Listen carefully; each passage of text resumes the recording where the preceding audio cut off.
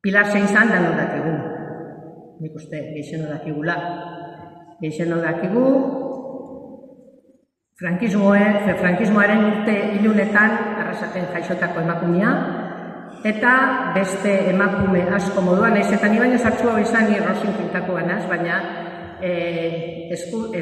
hezkuntza, ohiurak, antzerakoak jaso ditugu, Elixaren guardasaulpean emakume kementsua eta sumisa izan behar zen du. Eta hori izan erakusten uzkuena, hemen, mojetan, hemen jolasten genuen, klaustruetan, danok dakitzuen moduan. Baina, egisa da, urtiak aurrera joan ala, jartzen uzkuen korse horrek apurtzen saiatu ginela asko eta asko, bakotxa beren neurrisa.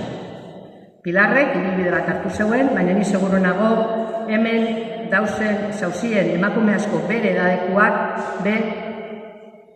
lotura horrek apurtu bier izan zen dituela. Danak ez politikan, danak ez eremu berdinetan, baina duintasuna errekuperatzeko edo hartzeko bidean bakotxak bere bidea eta bere ibilbidea egin du.